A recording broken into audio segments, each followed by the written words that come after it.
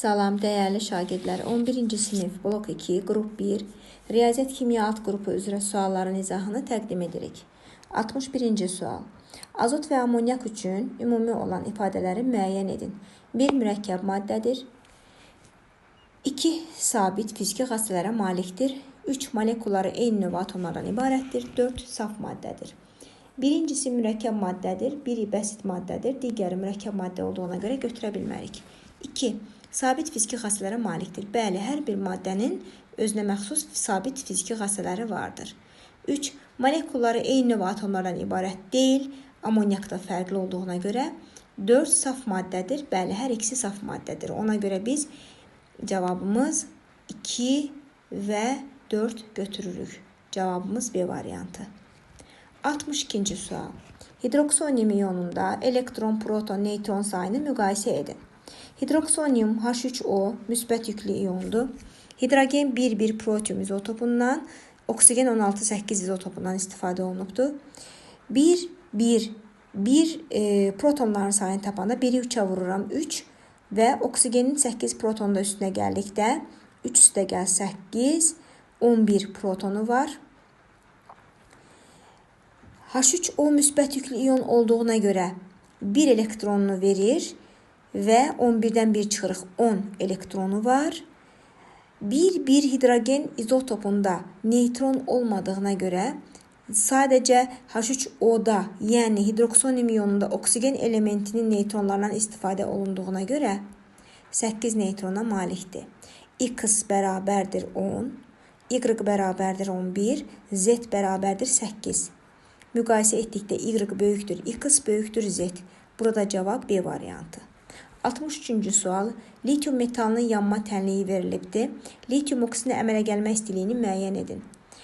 Əmələ gəlmə istiliyi 1 mol maddə yanan zaman ayrılan istilik, yaxud da 1 mol maddə əmələ gələn zaman ayrılan istilik olduğuna görə, yanma istiliyi 1 mol maddə yanan zaman ayrılan istilik olduğuna görə, yanan maddənin yaxud da əmələ gələn maddənin əmsalına istilik effektini bölürük.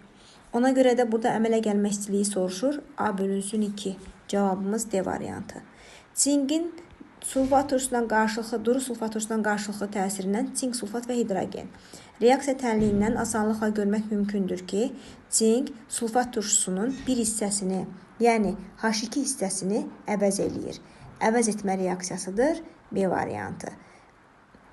Azot hidrogenlə qarşılıqlı təsirdə olub amonyak əmələ gətirir.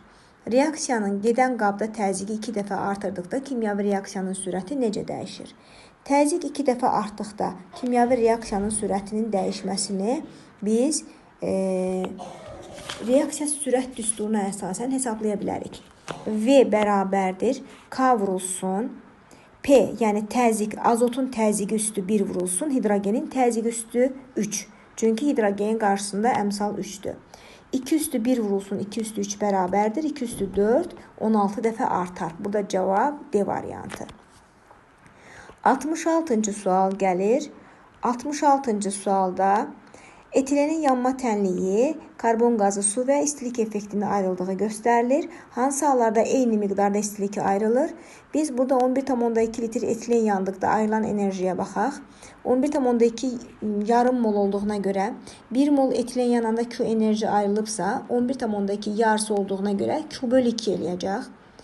Sonra 11,2 litr karbon qazı alındıqda ayrılan enerji etilen yandıqda ayrılan enerjiyə bərabər ola bilməz. Çünki karbon qazının qarşısında 2 var. 1 mol su alındıqda ayrılan enerjini müqayisə eləsək, 2 mol sudan Q ayrılıbsa 1 mol sudan Q bölü 2 alınacaq. Bunu da götürə bilərik. 67,2 litr oksigen reaksiyaya girdikdə ayrılan enerji 3 molun girdikdə ayrılan enerjinə bərabərdir. Bu da Q eləyir. Biz Q bölü 2 olan cavabları, yəni etilen 11,2 litr yandıqda, bir də 1 mol su alındıqda cavabımız 1 və 3, 66 cavab A.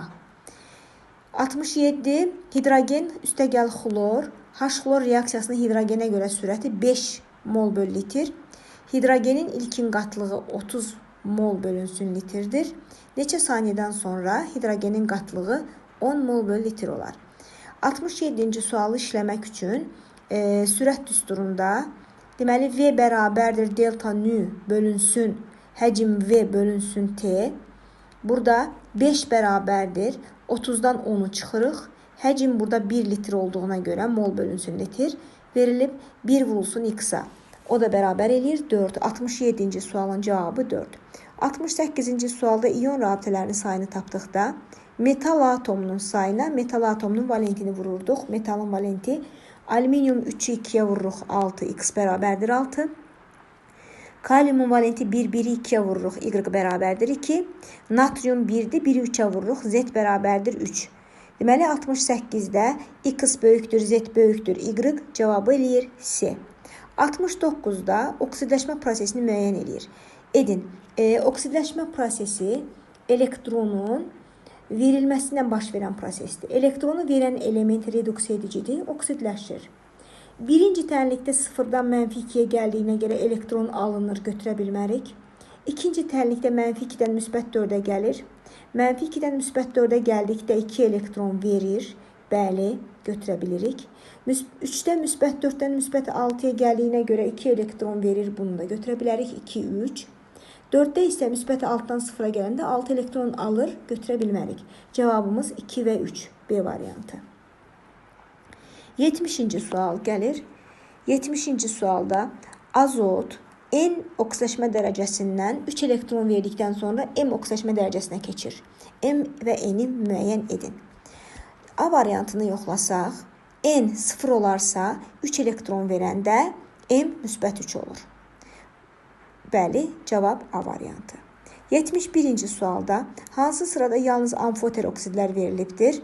A variantında kalsium oksidin amfoter olmadığını bilirik. B variantı silisium oksid, karbon monoksid, azot monoksid, duz əmələ gətirməyən oksidlərdir. C variantında silisium dioksid, karbon dioksid, azot dioksid, turşu oksidləridir. D variantında dəmir 3 oksid amfoter oksiddir, xrom 3 oksid amfoter oksiddir, sink oksid amfoter oksiddir. Cavabımız D variantı. 72'də 67,2 litr etilendə olan atomların ümumi mol sayını hesablayın. 67,2 litr 3 mol qaz edir. 3 mol etilen qazı edir. 1 molda 6 atom varsa 3 molda 18 atom var. O da cavab B variantı.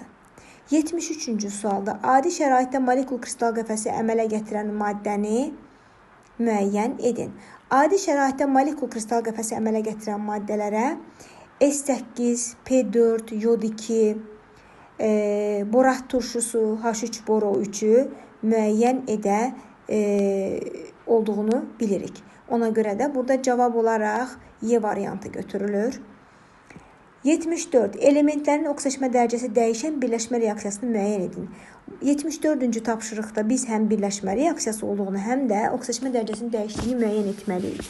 Və siz bilirsiniz ki, maddə bəsit vəziyyətdən birləşmə vəziyyətinə keçdikdə oksidləşmə dərəcəsi dəyişir. Y cavabında, variantında hidrogen 0 oksidləşmə dərəcəsindən müsbət 1'ə, oksigen 0 oksidləşmə dərəcəsindən mənfi 2'yə gəlir. Və birləşmə reaksiyası olduğuna görə cavabımız Y variantıdır.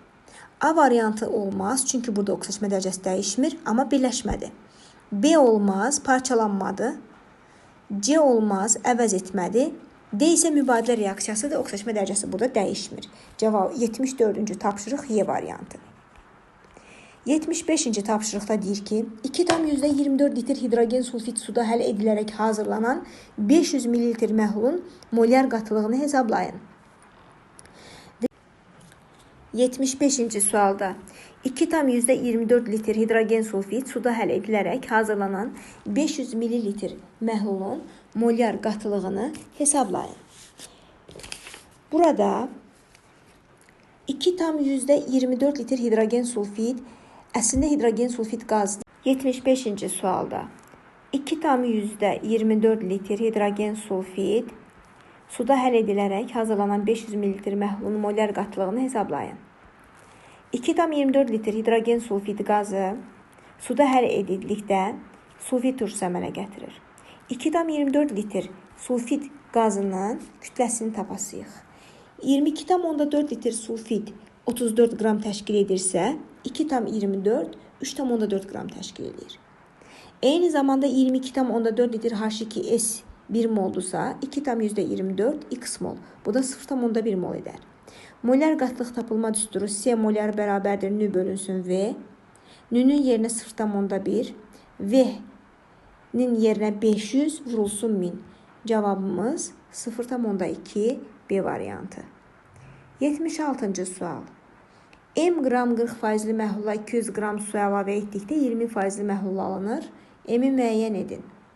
M1 omega 1 üstə bərabərdir. M1 üstəgəl M su vurulsun omega 2 düsturundan istifadə olunur. Yəni, məhlula su əlavə edilərsə, verilən düsturdan istifadə olunur. Məhlula su əlavə etdikdə məhlul durulaşar. İndi M1 yerinə M, omega 1 yerinə 40. Yəni, 40M bərabərdir. M üstəgəl 200 vurulsun 20. 40M bərabər olar 20M üstəgəl 400-ə, M bərabər olar 200-ə. Burada 76-cı sualda cavab 200C variantı. 77-ci sualda müəyyən temperaturda həll olma əmsalı 250 qram bölü litr olan duzun həmin temperaturda hazırlanmış 500 qram doymuş məhluluna neçə qram su əlavə eləmək lazımdır ki, 5% məhlul alınsın? 250 qram bölü litr həll olma əmsalı o deməkdir ki, 1 litr suda maksimum 250 qram duz həll etmək olar. 1 litr suda maksimum 250 qram duz həll etdikdə 1250 qram məhlul eləyir. 1250 qram məhlulda 250 qram duz varsa, bu məhlulun 500 qramında nə qədər duz olar? Taparıq. Tənasübdən 100 qram duz tapırıq. 100 qram duzdur, 500 qram məhluldur. 5% olması üçün nə qədər su əlavə eləmək lazımdır? Onda omeganın yerinə 5 bərabərdir. Həll olan maddə həll olduğu yerə surətə 100 vur 100 bölünsün. 500 üstəgəl x yazırıq məxrəcdə. 500 üstəgəl x, buradan x-ı 1500 tapırıq. Cavabımız A variantı. 78-ci sualda deyir ki, hansı reaksiyadan əsas alınır? Əsaslar birinci qrup metalların oksidləri və hidridlərinin su ilə qarşılıqlı təsirindən əsas almaq mümkündür. Birinci qrup metalların oksidlərinə cavaba uyğun D variantı gəlir. Kalium oksidin su ilə qarşılıqlı təsirindən əsas alınır. Digər oksidlər, dəmir oksid, dəmir 3 oksid amfoter olduğuna görə suda həll olunmur. Sink oksid amfoterdə həll olunmur. Berilyum oksid amfoterdə həll olunmur. Kuprum oksid digər oksidlərə aid olunduğuna görə, yəni əsas oksiddir və suda həll olunmur. Yalnız qələvi metalların oksidləri suda həll olur. Litium, natrium, kalium, rubidium, sezium, fransiyum. İkinci qrup üzrə berilyum, maqneziumu çıxırıq. Kalsium, stronsium, barium, radium. Bu elementlərin oksidləri suda həll olub əsas əmələ gətirir. Cavab D variantı. 79-cu sualda alüminium hidroksid və sink hidroksid verilmişdir. Ümumi olan nədir? Suda həll olmur. Bəli, amfoter əsaslardır. Suda həll olmur. Amfoter xassəlidir. Bəli, amfoter xassəlidir. 2 turşuludur deyir. Alüminium hidroksid 3, sink hidroksid 2 turşuludur. Ümumi götürə bilmərik. 4-də qələbə adlanır. Xeyr, adlanmır. Cavabımız 1 və 2 A variantı. 79-80-ci suala baxırıq. 80-ci sual. Oksidin nisbi molekul kütləsi, 2 valentli oksidin nisbi molekul kütləsi və hidroksidinin nisbi molekul kütləsi. 2 valentli metalın oksidinin MO yazıldığını, hidroksidinin isə MOH2 dəfə yazıldığını bilirsiniz. MOA-ya bərabərdir. MOH2 də B-yə. MO-nun biz x üstəgəl 16 yaza bilərik. MOH2-ni isə x üstəgəl 34 yaza bilərik. A bərabərdir x üstəgəl 16, B bərabərdir x üstəgəl 34. Və uyğun cavab B variantı. A bərabərdir B-18 ala bilərik. Cavab olur B variantı. 81-ci sual. Hansı oksidlər su ilə reaksiya daxil olmur? Su ilə reaksiya daxil olub turşu əmələ gətirən turşu oksidi 2 var, NO2. Əsas əmələ gətirən kalsium oksidi var. Olmayanlar, duz əmələ gətirməyən NO, azot monoksid birincisi və kuprum oksid əsasi oksid olan dördüncüsü. Cavab 1 və 4. Digər oksidlər suda həll olur. Kalsium oksid suda qarşılıqlı təsirdə olduqda əhəngin söndürülməsi reaksiyası alınır. NO2-nin də su ilə qarşılıqlı təsirindən ilıq vəziyyətdə nitrat və nitrit turşusu, isti vəziyyətdə isə nitrat və NO qazı alınır, azot monoksidi alınır. Ona görə 81-ci tapşırığın düzgün cavabı 1 və 4-dür. 82-ci tapşırıqda alüminium oksid verilib, kükürt dioksid verilib. Alüminium oksid və kükürt dioksid ümumi olan Euler-Venn diaqramına görə təyin edirik. Deməli, alüminium oksid amfoter oksiddir. Alüminium oksid amfoter oksid olduğuna görə 1 turşu oksididir yazılıbdır. Turşu oksidinə kükürt dioksidə 1-i əlavə edirik. Natrium hidroksidlə qarşılıqlı təsirdə olur həm amfoter oksidin özü, həm də kükürt dioksidin özü. Ona görə də 3-ə 2-ni əlavə edə bilərik. Su ilə qarşılıqlı təsirdə olmur. Su ilə qarşılıqlı təsirdə olmur amfoter oksid olan alüminium oksid. Hidrogen fluoridlə reaksiyaya daxil olur. Hidrogen fluorid turşu olduğuna görə turşu oksidi daxil olmaz, amfoter oksid olar. Ona görə də 1-ə 4-ü götürə bilərik. Qaz halındadır. Alüminium oksid bərk, kükürt dioksid isə qaz halındadır. Ona görə də 2-yə biz 5-i götürə bilərik. Deməli, cavabımız D variantı olacaq. 1-ə 3, 4, 2-yə 1, 5, 3-ə isə 2 götürə bilərik. 83-cü sual tapşırığımız gəlir. Karbon monoksidin oksigenlə qarşılıqlı təsirindən karbon dioksidi alınıbdır. Əsasən, həcmi 2 litr olan qabda 4 mol karbon monoksid, 4 mol oksigen, 8 mol karbon dioksid olan anda tarazlıq yaranır. Reaksiyanın tarazlıq sabitini tapın. Reaksiyanın tarazlıq sabitini tapmaqdan ötürü reaksiyanın tənliyini yazırıq və reaksiyada tarazlıq qatlıqlarını hesablamaq lazım gəlir. Karbon monoksidin tarazlıq qatlığını hesablayan zaman mol bölünsün litr S bərabərdir mol bölünsün litr düsturundan 4 molu qabın həcmi olan 2-yə bölürəm, 2 mol böl litr alınır. Oksigen də 4-ü 2-yə bölürəm, 2 mol böl litr alınır. Karbon qazı isə 8-i 2-yə bölürəm, 4 mol böl litr alınır. Tarazlıq sabitini tapan zaman məhsulların tarazlıq qatlıqları hasili bölünsün, reagentlərin tarazlıq qatlıqları hasili əmsalı qədər qüvvətə yüksəldilir. Ona görə karbon dioksidin qatlığı 4-dür, 4-ün kvadratını bölürəm. 2 üstü 2 vurulsun, 2 üstü 1-ə. Cavab 16 böl 8 eləyir 2. 83-cü tapşırığın cavabı 2. 84-cü tapşırıq gəlir. 84-cü tapşırıqda gümüş nitratın parçalanma tənliyi gümüş, qonur rəngli NO2 qazı və oksigen qazı ayrılır. Doğru fikirlərə baxaq. NO2 reduksiya məhsuldur deyir. NO2 reduksiya məhsuldur. Azot müsbət 5-dən NO2 də müsbət 4-ə gəlir. 1 elektron verir. Yox, biri müsbət 5-dən müsbət 4-ə gəlir, alır, oksidləşdiricidir, reduksiya olunur. NO2 reduksiya məhsuludur. Oksigen mənfi 2-dən 0-a gəlir, elektron verir, reduksiya edicidir, oksidləşir. Oksigen qazı oksidləşmə məhsuludur. Biz 1-i və 2-ni götürə bilərik. 3 də deyir ki, 2 oksidləşdirici, 1 reduksiya edici element var, xeyir. Azot müsbət 5 oksidləşir deyir, amma əslində azot müsbət 5-dən müsbət 4-ə gəlir, alır elektron, oksidləşdiricidir, reduksiya olunur. 4-ü də götürə bilmərik. 5-də 2 reduksiya edici, 1 oksidləşdirici, xeyir. Cavab 1 və 2.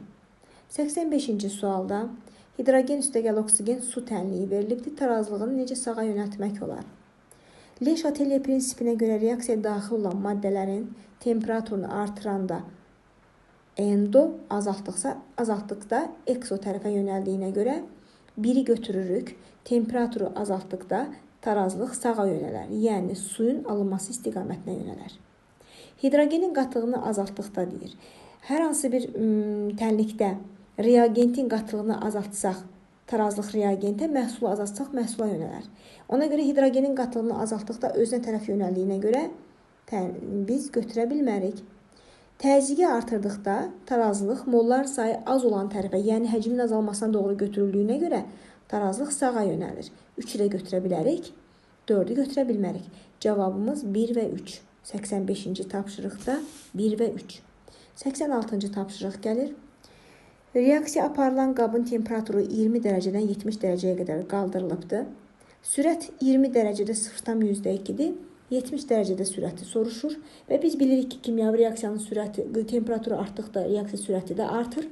Reaksiya sürətinin temperatur əmsalı 2 olarsa, x-i müəyyən edin. Van 't Hoff düsturuna əsasən və T2 anında sürət bölünsün T1 anında sürəti bərabərdir. Qamma üstü temperatur dəyişməsi böl 10 düsturundan istifadə olunur burada. T2 anında sürət x-a, T1 anda sürət 0,2 olduğuna görə x bölünsün 0,2 bərabərdir. 2 üstü 70 çıx 20 böl 10. O da bərabərdir. 2 üstü 5. O da bərabərdir 32-yə. X bölünsün %2 bərabərdir 32. X-i buradan tapsaq 0,64. 86-cı tapşırığın cavabı 0,64-dür. 87-ci tapşırığa baxırıq. 87-ci tapşırıqda 40% xörək duzu məhlulu üçün uyğunluğu müəyyən edin. 40% xörək duzu məhlulu qatlıq artar, azalar, dəyişməz. A. Su əlavə etdikdə bilirsiniz ki, qatlıq azalacaq. 30% məhlul əlavə etdikdə yenə qatlıq azalır. Su buxarlandıqda qatlıq artır. 40% məhlul əlavə olunduqda qatlıq dəyişməz. Həll olan maddə əlavə olunduqda isə qatlıq artar. Cavab 1-ə Y, S, 2-yə A, B, 3-ə D. 88-ci tapşırığımız gəlir. 88-ci tapşırıqda qrafik verir. Qrafikdə deyir ki, qrafikə əsasən reaksiya tənliyini tərtib edin, tarazlıq sabitini hesablayın. Biz grafikə baxaraq görürük. X reagentdir, Z reagentdir, Y məhsuldur. İlk öncə yazırıq X üstəgəl Y bərabərdir Z. X üstəgəl Z bərabərdir Y. Y məhsuldur burada. X üstəgəl Z bərabərdir Y. Qatlıq dəyişməsinə baxırıq. X 1,2-dən 0,8-ə düşübdür. Yəni 0,4 qədər reaksiya sərf olunubdur. Z 0,4-dən 0,2-yə düşübdür. 0,2 sərf olunubdur. Y isə 0,4 alınıbdır. İndi tarazlıq qatlıqlarına baxırıq. Tarazlıq qatlığı Y-ın 0,4-dür. Z-in 0,2-dir. X-in 0,8-dir. KT bu düstura görə tarazlıq sabitini tapan zaman Y-ın qatlığını kvadrata yüksəldib, X-in qatlığını kvadrata yüksəldirik və Z-in qatlığı üstü 1-ə bölürük. Burada 0,4-ün kvadratı bölünsün, 0,8-in kvadratı vurulsun 0,2. Cavabı burada 1,25 alırıq. 89-cu sualın cavabı 200 qram 20% məhlula duzun kütləsini və həll olma əmsalını müəyyən edin. 200 qram 20% duz məhlulunda 20%li duz məhlulunda 100 qramında 20 qram duz həll olubsa, 200 qramda da 40 qram duz həll olar. 200-ün 40 qramı duzdursa 160 qramı sudur. Deməli, həll olma əmsalı K həll olma bərabərdir. M duz bölünsün, M sudur. Duzun yerinə 40 yazırıq, suyun yerinə 160 yazırıq, vururuq 1000-ə. Alınır. Qırx bölünsün 160, vurulsun 1000. Alınacaq 250. 89-cu tapşırığın cavabı 250-dir. 90-cı tapşırığımız karbon monoksid və azotdan ibarət 8,96 litr qaz qarışığının yanmasına 2,24 litr oksigen sərf olunarsa, ilkin qarışıqda karbon monoksidin həcm payını və kütlə payını tapın. Deməli, qarışığın azot və dəm qazından ibarət olduğunu görürük. Burada azot qazı yanmır, ancaq dəm qazı yanır. Sərf olunan 2,24 litr oksigen yalnız dəm qazının yanmasına sərf olunur. Yanma tənliyini yazırıq. 2 CO üstəgəl oksigen, 2 CO2 alınır. 44,8 litr CO-nun 22,4 litr oksigenlə reaksiya girdiyini görürük. 2,24 litr oksigen qazı nə qədər CO ilə reaksiya gedikdə tapdıqda 4,48 litr dəm qazı alınır. 8,96 litrin 4,48 litri dəm qazıdır. Faizə çevirdikdə 50% eləyir. Və deyir ki, kütlə payını tapın. 90-cı tapşırıqda həcm olaraq 50% tapdıq. Deməli, kütlə payını tapanda 22,4 litr dəm qazının 28 qram olduğunu bilirik. 4,48 litr neçə qramdır? Qram 5,6 qram CO tapdıq. 22,4 litr azot qazı 28 qramdır. 4,48-i neçə qram eləyər? Bu da 5,6 eləyir. Qarışıq 5,6-nın qarışığı 11,2-dir. Orada tərkibində CO 5,6-dır. 5,6-nı 100-ə vurub 11,2-yə bölürük. Həm kütlə payı, həm həcm payı 50% edir.